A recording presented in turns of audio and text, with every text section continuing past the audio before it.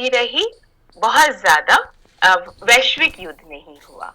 इसी तरह से concept of Europe, again Europe को प्रधानता इसलिए दी जाती है क्योंकि पूरे विश्व को उस समय वैश्विक रूप से पूरे विश्व को केवल यूरोप पर केंद्रित माना गया, और इसकी आलोचना भी हुई है कि हमेशा यूरोप सेंट्रिक या यूरोप पे केंद्रित विश्व की ही क्यों बात करते हैं।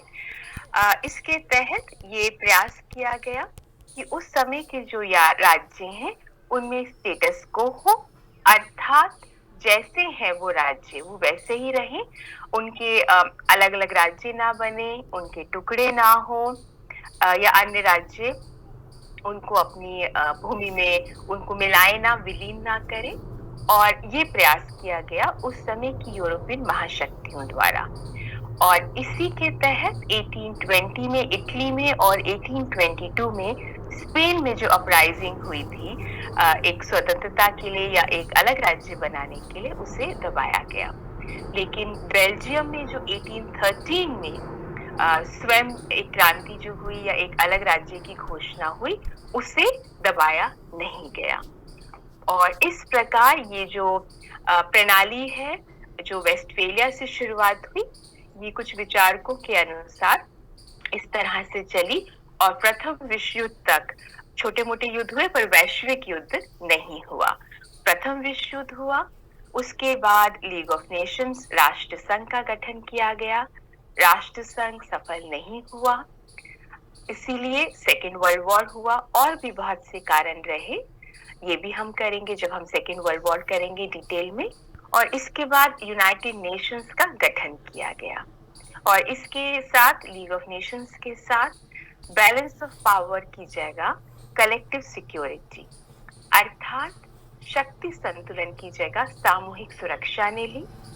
जब द्वितीय विश्व समाप्त हो रहा था तो उसके साथ ही साथ शीत युद्ध का आरंभ हो गया।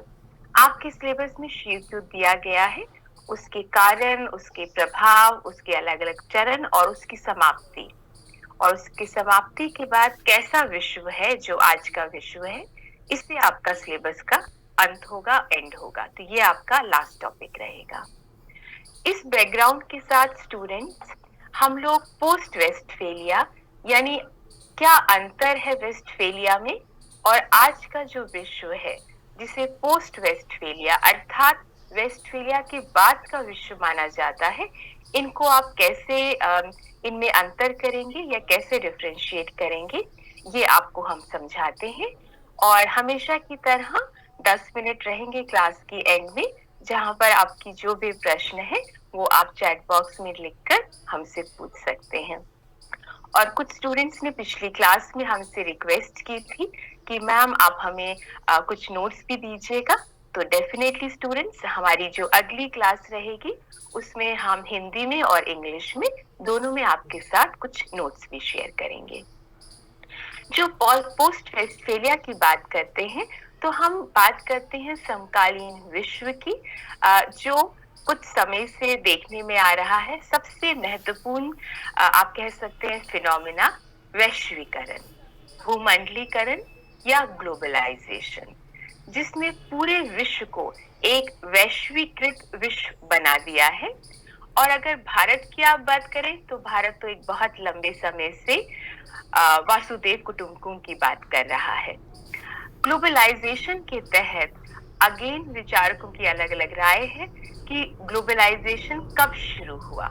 कुछ विचारकों का मानना है ये पूंजीवाद से या कैपिटलिज्म से, जिसके कारण व्यापार बहुत बढ़ गया, अन्य राज्यों में आर्थिक न्यू इंपीरियलिज्म यानी आर्थिक कारणों से राज्य तो स्वतंत्र हो गए पर उनके अंदर अभी भी हस्तक्षेप रहा, निर्भरता रही, अंतर निर्भरता रही। इन कारणों से जो वैश्वीकरण है वो बहुत पहले शुरू हो गया था। और कुछ विचारक इसे रिलेटिवली पिछली एक सेंचुरी की आप बात कर सकते हैं उससे जोड़ते हैं, 20वीं और 21वीं शताब्दी से जोड़ते हैं। तो वैश्वीकरण की शुरुआत आप कभी भी माने, लेकिन वैश्वीकरण की जो पहचान है जिसने पूरे अंतर्राष्ट्रीय संबंध को प्रभावित किया है, और अब तो हम कह सकते हैं कि हम वैश्वीकरण से भी आगे बढ़ गए हैं, क्योंकि कुछ विचारक इसे पोस्ट ग्लोबलाइज्ड वर्ल्ड भी कहते हैं, अर्थात वैश्वीकरण के बाद का विश्व। खासकर आज के समय में जब कोरोना या कोविड के कारण जहां पर एक तरफ वैश्वीकरण की बात हो रही है क्योंकि पूरे विश्व ने इसे प्रभावित किया है, वहीं पर ग्लोबल यानी ग्लोबलाइजेशन और लोकलाइजेशन, वैश्वीकरण और स्थानीयकरण, अर्थात आप वैश्वीकरण की बात भी करते हैं और आत्मनिर्भरता की, स्थानीयकरण की भी बात करते हैं, जैसे भारत में make in India, skill India, digital India इत्यादि।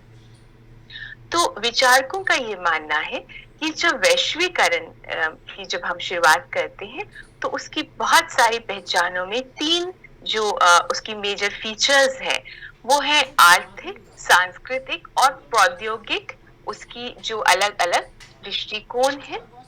आर्थिक रूप से वैश्वीकरण में अगर आप देखें तो विश्व में व्यापार जो है इतना ज्यादा बढ़ गया है या राज्यों के आर्थिक संबंध इतने गहरे हो गए हैं कि एक अंतर निर्भरता है, अर्थात कोई भी राज्य आइसोलेशन में यानी जो वैश्विक अर्थव्यवस्था है उससे अलग नहीं रह सकता। व्यापार बढ़ गया है, आर्थिक निर्भरता बढ़ गई है, व्यापार गुड्स में भी हो रहा है, सर्विसेज में भी। गुड्स यानी वस्तुएं, सर्विसेज यानी सेवाएं, जैसे डॉक्टर्स, नर्सेस की जरूरत है, इंजीनियर्स की जरूरत है इत्यादि। ये सबसे बड़ी पहचान मानी जाती है वैश्वीकरण की। तो यानी राज्य एक दूसरे से जुड़ गए हैं और इसका नकारात्मक प्रभाव भी है। सकारात्मक में आप कह सकते हैं कि लाभ हो रहा है राज्यों को, जैसे अगर बहुराष्ट्रीय निगम जो है आपके राज्य में आती हैं तो लाभ हो रहा है क्योंकि उद्योग जो है आपके बढ़ रहे हैं, राज्य को अर्थव्यवस्था में विदेशी पूंजी निवेश मिल रहा है, फॉरेन डायरेक्ट इन्वेस्टमेंट मिल रहा है, विकास हो रहा है इंफ्रास्ट्रक्चर का, लोगों को जॉब मिल रहा है। लेकिन नकारात्मक प्रभाव भी है क्योंकि अगर अंतर्राष्ट्रीय क्षेत्र में मंदी होती है, जो इकोनॉमिक क्राइसिस होती है, उनका इम्पैक्ट सभी राज्यों पर पड़ता है। इसी तरह बहुराष्ट्रीय निगम जो हैं उनके साथ कहीं ना कहीं शोषण भी जुड़ा हुआ है, मजदूरों को कम वेजेस देना या स्थानीय जो इंडस्ट्रीज हैं उनका बंद होना इत्यादि। दूसरा है सांस्कृतिक डायमेंशन ग्लोबलाइजेशन का। सांस्कृतिक में अंतर्राष्ट्रीय संस्कृति या आप कह सकते हैं पाश्चात्यकरण भी कुछ विचारकों ने कहा था कि विश्व का सांस्कृतिक पाश्चात्यकरण हो रहा है, अर्थात जो विकासशील राज्य हैं वो भी वही खान पान पहनावा अपना रहे हैं जो वेस्टर्न है। लेकिन अगर आप देखें तो ये दो तरफा है क्योंकि वेस्ट में भी अगर आप विकासशील देशों की बात करते हैं या भारत की बात करते हैं तो हमारा योग, हमारा आयुर्वेद, हमारा खान पान, हमारी फिल्म्स, हमारी जो परंपरा है, फिर चाहे वो नमस्ते की परंपरा हो, तो हमारी जो वैल्यूज सिस्टम है या हमारी जो पहचान है, हमारी जो संस्कृति है, उसे वो लोग भी कहीं ना कहीं अपना रहे हैं। तो यानी कि सांस्कृतिक रूप से भी जो आपके बॉर्डर्स हैं वो इस आदान प्रदान को नहीं रोक पा रहे हैं। इस तरह एक राजनीतिक डायमेंशन भी है, अंतर्राष्ट्रीय जो संस्थाएं हैं या अंतर्राष्ट्रीय रूप से जो राज्यों के बीच में विचार विमर्श हो रहा है। लेकिन एक और जो महत्वपूर्ण डायमेंशन है वो है प्रौद्योगिक डायमेंशन। प्रौद्योगिक डायमेंशन में स्टूडेंट्स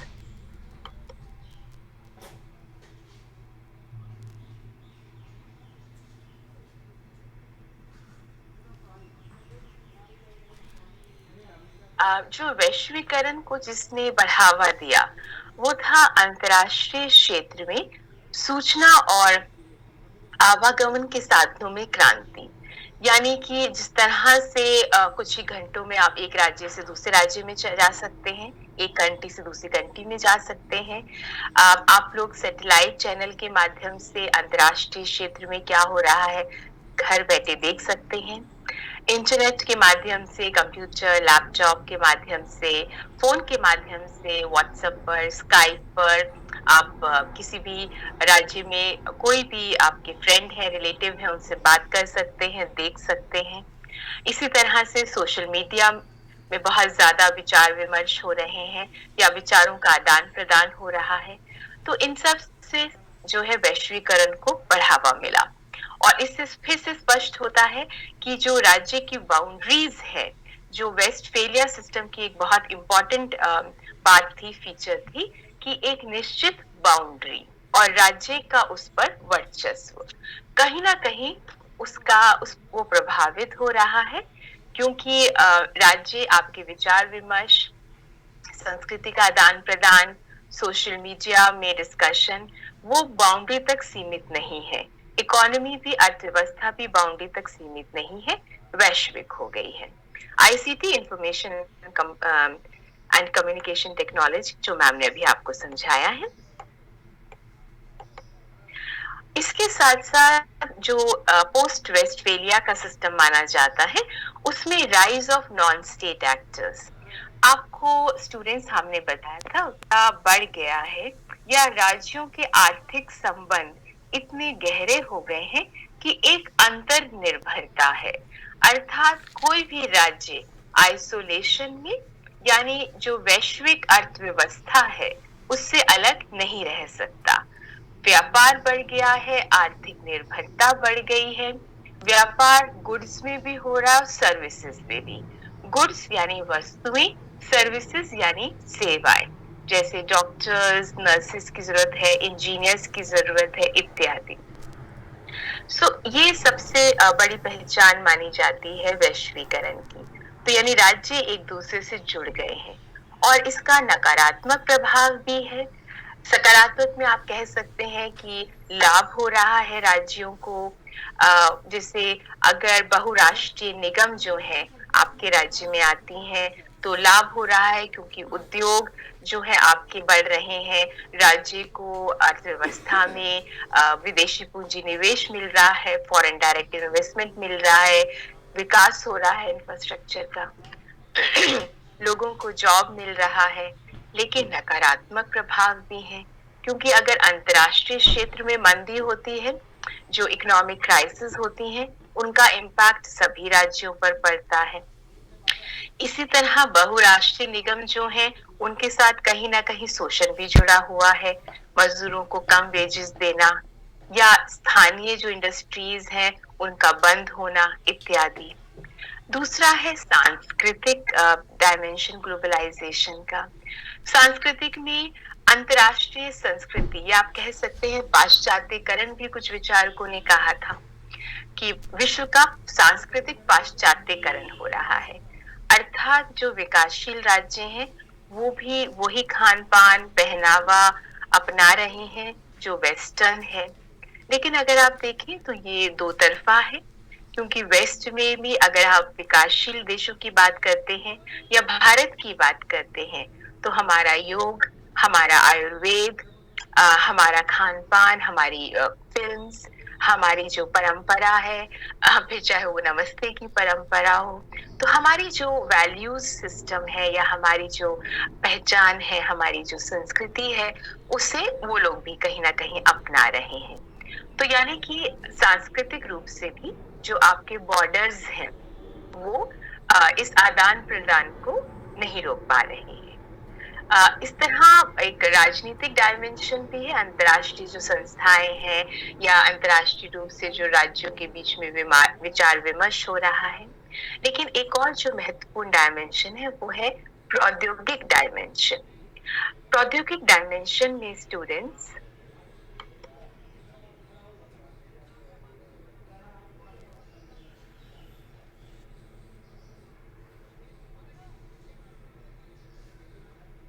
जो वैश्वीकरण को जिसने बढ़ावा दिया वो था अंतर्राष्ट्रीय क्षेत्र में सूचना और आवागमन के साधनों में क्रांति। यानी कि जिस तरह से कुछ ही घंटों में आप एक राज्य से दूसरे राज्य में जा सकते हैं, एक कंट्री से दूसरी कंट्री में जा सकते हैं, आप लोग सैटेलाइट चैनल के माध्यम से अंतर्राष्ट्रीय क्षेत्र में क्या हो रहा है घर बैठे देख सकते हैं। इंटरनेट के माध्यम से, कंप्यूटर, लैपटॉप के माध्यम से, फोन के माध्यम से, व्हाट्सएप पर, स्काइप पर आप किसी भी राज्य में कोई भी आपके फ्रेंड है, रिलेटिव है, उनसे बात कर सकते हैं, देख सकते हैं। इसी तरह से सोशल मीडिया में बहुत ज्यादा विचार विमर्श हो रहे हैं या विचारों का आदान प्रदान हो रहा है। तो इन सब से जो है वैश्वीकरण को बढ़ावा मिला और इससे फिर से स्पष्ट होता है कि जो राज्य की बाउंड्रीज है, जो वेस्टफेलिया सिस्टम की एक बहुत इंपॉर्टेंट बात थी, फीचर थी कि एक निश्चित बाउंड्री और राज्य का उस पर वर्चस्व, कहीं ना कहीं वो प्रभावित हो रहा है, क्योंकि राज्य आपके विचार विमर्श, संस्कृति का आदान प्रदान, सोशल मीडिया में डिस्कशन, वो बाउंड्री तक सीमित नहीं है। इकोनॉमी भी, अर्थव्यवस्था भी बाउंड्री तक सीमित नहीं है, वैश्विक हो गई है। ICT, information and communication technology, जो मैम ने अभी आपको समझाया है।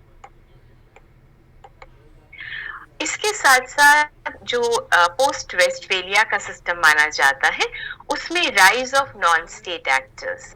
आपको स्टूडेंट्स हमने बताया था, वेस्टफेलिया की एक पहचान जो है वो है राज्यों, स्टेट सेंट्रिक, राज्यों का जो है कि सभी चीजें राज्यों पर आधारित है, यानी जो स्टेट है उन पर केंद्रित है और राज्य संप्रभुता संपन्न है।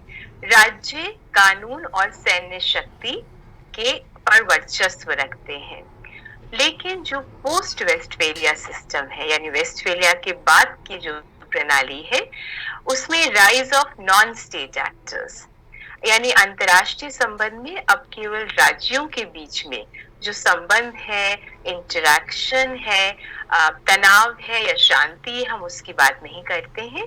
साथ ही साथ हम ऐसे जो गैर स्टेट एक्टर्स हैं, जैसे अंतर्राष्ट्रीय संस्थाएं हो गई, बहुराष्ट्रीय निगम हो गए, ट्रांसनेशनल कॉरपोरेशन हो गए, नॉन गवर्नमेंटल ऑर्गेनाइजेशंस, गैर सरकारी संगठन हो गए इत्यादि, अब हम इनकी भी बात करते हैं। और ये जो नॉन स्टेट एक्टर्स हैं, जो गैर राज्य के जो ये अभिनेता या एक्टर्स हैं, इनका वर्चस्व बढ़ता जा रहा है। यानी अंतर्राष्ट्रीय संस्थाओं की अगर हम बात करते हैं तो यूनाइटेड नेशंस है, सिक्योरिटी काउंसिल जिसमें 5 सदस्य हैं जिनके पास लंबे समय से वीटो का अधिकार है, और अगर ये पारित कर देते हैं एक साथ तो सामूहिक सुरक्षा भी हो सकती है। अर्थात एक यूएन के तहत एक फोर्स जाएगी और अगर किसी राज्य ने दूसरे राज्य पर हमला किया है तो जिस राज्य ने हमला किया है उसको हराएंगे, वापस खदेड़ेंगे ये लोग। ये भी एक बात है। इसी तरह से यूरोपियन यूनियन, आपने नाम जरूर सुना होगा। यूरोप में जो वेस्टर्न यूरोप की कंट्रीज है, वहां पर यूरोपियन इकोनॉमिक कम्युनिटी से इसकी शुरुआत हुई थी, स्टील एंड कोल कम्युनिटी से, और अब इसे हम यूरोपीय यूनियन के रूप में, यूरोपीय संघ के रूप में जानते हैं। अन्य संस्थाएं भी हैं जैसे आसियान, सार्क, लेकिन आसियान, सार्क और यूरोपियन यूनियन में बहुत अंतर है। आसियान, सार्क इत्यादि में जो राज्य हैं वो प्रयास करते हैं मिलकर सहयोग करने का। सार्क बहुत लंबे समय से आगे नहीं बढ़ पाया है। लेकिन यूरोपीय संघ की जो इम्पोर्टेंट बात है वो ये है कि यहाँ पे राज्यों ने जो संप्रभुता थी, अगेन वेस्टफेलिया सिस्टम की जो तीसरी खूबी थी या तीसरी फीचर थी वो थी राज्यों की संप्रभुता। आंतरिक और बाहरी रूप से राज्य स्वतंत्र हैं। तो यूरोपियन यूनियन को अगर आप देखते हैं तो उसमें राज्यों ने अपनी संप्रभुता को पूल इन किया है, यानी कि राज्यों की ऊपर उन्होंने एक यूरोपियन पार्लियामेंट बनाया है, एक कॉमन करेंसी बनाई है, एक कॉमन अर्थव्यवस्था बनाई है। जितने भी वेस्टर्न यूरोप के राज्य थे, अब उसमें कुछ ईस्टर्न यूरोप के राज्य भी शामिल हो गए हैं। तो यानी कि राज्यों की जो संप्रभुता है कहीं ना कहीं उस पर असर हो रहा है। लेकिन हाँ, ब्रेक्जिट नाम सुना होगा आप लोगों ने शायद, जिसमें ब्रिटेन जो है अलग हो रहा है यूरोपियन यूनियन से। तो फिर प्रश्न उठता है कि क्या वाकई में राज्यों की संप्रभुता इस तरह से उसमें अंतर आ रहा है। इसी तरह जो बहुराष्ट्रीय निगम है, स्टूडेंट्स जो बहुराष्ट्रीय निगम है, जैसे अमेरिका, ब्रिटेन या वेस्टर्न कंट्रीज के जो बहुराष्ट्रीय निगम है, ये दूसरी कंट्री में या तो अपनी ब्रांच खोल लेते हैं, यहाँ या वहाँ कुछ निवेश करते हैं, या वहाँ की कोई स्थानीय कंपनियों से खरीद लेते हैं, उसके कुछ शेयर्स खरीद लेते हैं। और ये बहुराष्ट्रीय निगम जो है स्टूडेंट्स, ज्यादातर इनकी जो इकोनॉमिक पावर है, इनके पास जो आर्थिक शक्ति है, वो कई छोटे राज्यों की पूरी अर्थव्यवस्था से ज्यादा होती है। अर्थात एक राज्य की जो इकोनॉमी है या उसकी जो अर्थव्यवस्था है, उससे ज्यादा आर्थिक शक्ति या पावर कई बार बहुराष्ट्रीय निगम के पास होती है। इससे पता चलता है कि बहुराष्ट्रीय निगमों के पास कितनी शक्ति है। अगेन ये आपके राज्य में आते हैं, तो जैसे हमने थोड़ी देर पहले आपसे कहा, नकारात्मक प्रभाव भी हो सकता है, शोषण हो सकता है, लेकिन फायदा भी हो सकता है, विदेशी पूंजी निवेश आए, लेकिन कई बार तनाव भी हो सकता है। तो ये जो बहुराष्ट्रीय निगम है, इनकी शक्ति बहुत ज्यादा व्यापक हो गई है। इसी तरह से अंतर्राष्ट्रीय एनजीओस जो एक राज्य तक सीमित अब नहीं है, ये अंतर्राष्ट्रीय हो गई हैं। रेड क्रॉस इत्यादि का नाम आप लोगों ने जरूर सुना होगा। इसी तरह यूनाइटेड नेशंस की बहुत सारी स्पेशलाइज्ड एजेंसीज हैं, जैसे यूनिसेफ है, यूनेस्को है, इन सब ने WHO इत्यादि, तो इन सब की ब्रांचेस जो हैं वो अलग अलग राज्य में खुली हुई हैं। तो ये सब बताते हैं कि अब एक वैश्वीकृत विश्व है। इसके साथ साथ पोस्ट वेस्टफेलिया में ग्लोबल इश्यूज जो हैं वो सामने आए।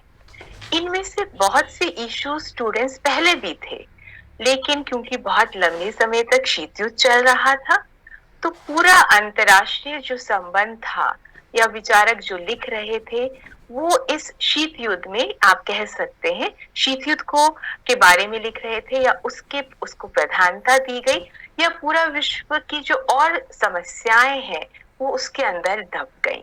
लेकिन जब शीत युद्ध 80 के दशक के अंत तक समाप्त हुआ और उसके बाद सोवियत संघ का विघटन हुआ, तो ये सारे जो मुद्दे हैं, फिर वो राज्यों में एथनिक कॉन्फ्लिक्ट्स हो, प्रजातियों को लेकर जो समस्याएं हैं, जैसे बोस्निया, सर्बिया इत्यादि, वो हो, या आतंकवाद के मुद्दे हो, ये सब और उभर कर सामने आए। भारत आतंकवाद से बहुत लंबे समय से जूझ रहा है। भारत ने समस्या को बताया भी, लेकिन जब तक शीत युद्ध की समाप्ति के बाद एक वैश्वीकृत या अन्य राज्यों, खासकर जो विकसित राज्य हैं, उन्होंने जब इसका टेररिज्म या आतंकवाद की समस्या को झेला, तब उन्हें रियलाइज हुआ कि ये बहुत बड़ी समस्या है।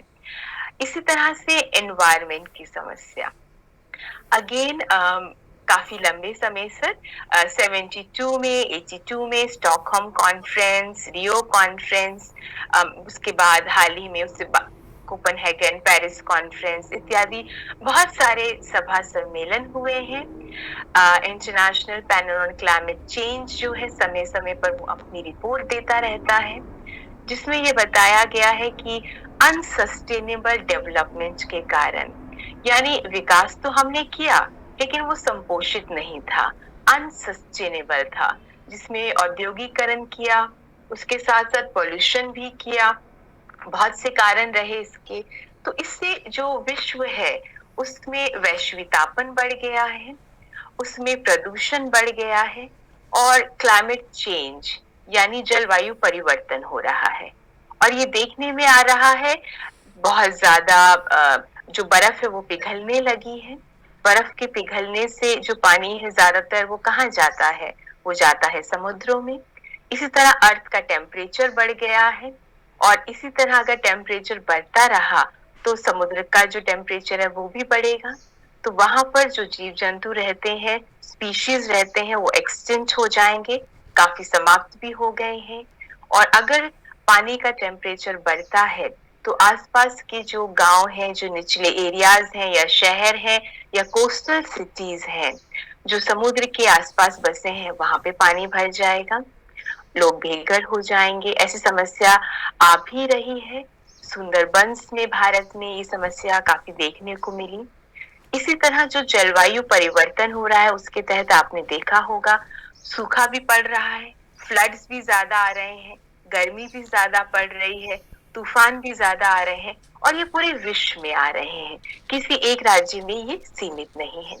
तो इस समस्या को एक अकेला राज्य सुलझा नहीं सकता। अगेन आप में से जो लोग इस समय दिल्ली में हैं, आपने देखा ही होगा पिछले कुछ दिनों में दिल्ली का प्रदूषण कितना ज्यादा बढ़ गया है। ये एक वैश्विक समस्या है, कारण अलग अलग हो सकते हैं, लेकिन ये जो प्रदूषण बढ़ रहा है ये एक वैश्विक समस्या है। जलवायु परिवर्तन वैश्विक समस्या है और सभी राज्यों को और सभी कंट्रीज को मिलकर इसे सुलझाना है। एक राज्य चाहे भी तो स्वयं अकेले सुलझा नहीं सकता। हाँ, प्रयास सभी को करने हैं, नेशनल लेवल पर, स्टेट लेवल पर, लोकल लेवल पर, इंडिविजुअल लेवल पर। आपको भी, हम सभी को, हम में से बहुत लोग प्रयास भी कर रहे हैं पर्यावरण संरक्षण के लिए और बाकी लोगों को भी इसके साथ जुड़ना चाहिए क्योंकि अल्टीमेटली सभी को इसमें योगदान देना है। माइग्रेशन, प्रवसन या पलायन, और ये जो माइग्रेशन है स्टूडेंट्स, ये गांव से शहर की ओर, एक शहर से दूसरी शहर की ओर भी होता है और अंतरराष्ट्रीय क्षेत्र में भी होता है। अगेन कारण बहुत सारे हो सकते हैं, आर्थिक कारण हो सकता है, जॉब का कारण हो सकता है, जैसे हमने बोला बहुत से राज्यों में जैसे सर्बिया, बोस्निया इत्यादि, वहां पर प्रजातियों का जो कॉन्फ्लिक्ट है, एथनिक कॉन्फ्लिक्ट, स्टेट का जो परसिक्यूशन है वो कारण भी हो सकता है। जैसे बहुत से रिफ्यूजीज आ रहे हैं अलग अलग राज्यों में, वो भी एक कारण हो सकता है। तिब्बतन रिफ्यूजीज हैं, नेपाल में है, भारत में है। इसी तरह से रोहिंग्या रिफ्यूजीज हैं, भारत में भी हैं, बांग्लादेश में भी हैं। तो अगेन ये कहाँ हो रहा है? ये बॉर्डर्स के बियॉन्ड हो रहा है, यानी बॉर्डर जो है वो ना रोक पा रहे हैं और जो रिफ्यूजीज हैं, शरणार्थी हैं या माइग्रेशन जो भी है वो अन्य राज्यों में भी हो रहा है। और इससे स्टूडेंट्स तनाव भी उत्पन्न होता है क्योंकि अगर कोई माइग्रेट करता है एक राज्य से दूसरे राज्य में, एक स्टेट से दूसरे स्टेट में या एक कंट्री से दूसरी कंट्री, तो क्योंकि जनसंख्या बढ़ रही है सभी राज्यों की और जो रिसोर्सेज हैं वो तो निश्चित है, भूमि सबकी निश्चित है, जो पीने का पानी है, स्वच्छ पानी है, वो निश्चित है। तो इसी तरह से अगर माइग्रेशन या जनसंख्या बढ़ती है तो लिमिटेड रिसोर्सेज पर और ज्यादा प्रेशर पड़ता है। बाहर से अगर लोग आते हैं तो जो स्थानीय लोग हैं उन्हें लगता है कि उनकी डेमोग्राफी यानी उनकी जो जनसंख्या है या उनके रिसोर्सेज है उस पर प्रेशर पड़ रहा है, तनाव उत्पन्न होता है इसी तरह से।